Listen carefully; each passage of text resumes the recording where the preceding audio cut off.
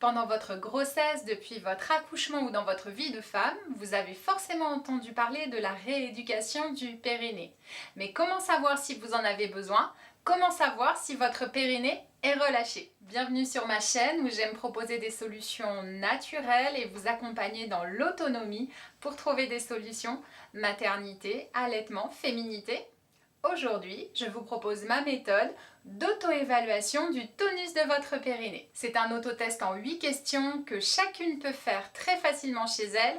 C'est parti, je vous explique. Question numéro 1. Combien de fois par jour est-ce que vous allez faire pipi?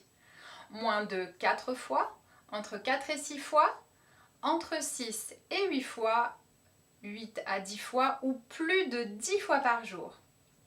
Une technique toute simple, c'est de mettre un post-it, un crayon dans les toilettes et puis à chaque fois que vous y allez, vous faites un petit trait, c'est tout simple. Question numéro 2. Combien de fois je fais pipi la nuit? Réponse 1. Je n'ai pas besoin de me lever pour faire pipi la nuit. Réponse 2. Je fais parfois pipi la nuit mais seulement si j'ai été réveillée par autre chose. Réponse 3. Je me lève au moins une fois. Réponse 4. 2 fois et plus. Ok, maintenant point numéro 3, on va évaluer votre capacité à retenir un besoin de faire pipi. Quand vous avez envie de faire pipi, combien de temps est-ce que ça vous prend avant que vous ne deviez y aller parce que vous ne pouvez plus tenir? Réponse 1, oh moi ça me prend plus d'1 heure. Réponse 2, entre 30 minutes et 1 heure. Réponse 3, entre 15 et 30 minutes.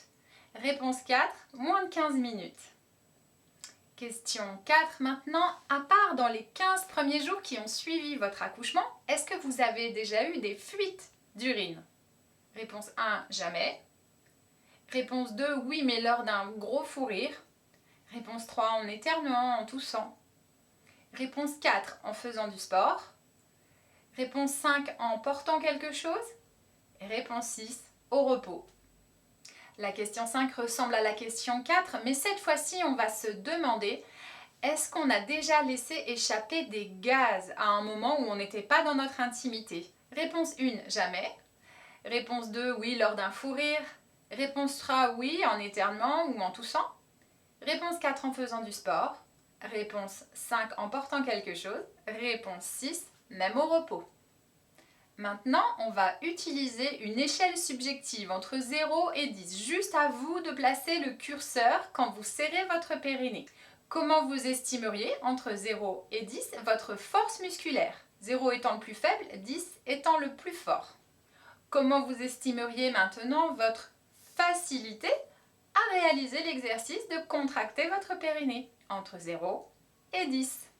Maintenant, sans forcer, vous allez essayer de tenir le plus longtemps possible votre périnée contracté et noter entre 0 et 10 secondes combien de temps vous arrivez à le faire. Top chrono!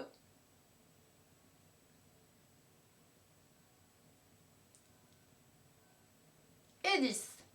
Petite subtilité, maintenant on va tenir notre périnée serré jusqu'à 10 et on va estimer entre 0 et 10 à quel point ça nous a paru facile ou difficile à faire. On y va? C'est parti, top chrono!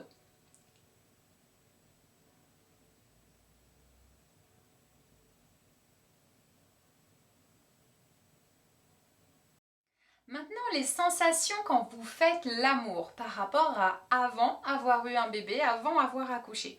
Est-ce que vous diriez que vos sensations sont exactement comme avant? Que vos sensations sont diminuées comme si vous sentiez votre périnée large ou relâché, une diminution, une baisse de vos sensations? Est-ce que vous sentez des sensations accompagnées de gêne? Et est-ce que vos sensations intimes sont accompagnées de douleur? Au fur et à mesure des questions, vous avez pu voir si vos réponses se situent dans la couleur verte, jaune, orange ou rouge. Dans une vie de femme, c'est hyper important d'avoir un périnée en pleine forme pour son équilibre, son intimité, sa sexualité, sa confiance personnelle aussi. Donc je vous invite vraiment à vous abonner à ma chaîne, suivre la playlist périnée. De nouvelles vidéos sont bientôt à apparaître. Et pourquoi pas retrouver dans la barre d'infos mon programme exclusif de rééduc à la maison. À bientôt!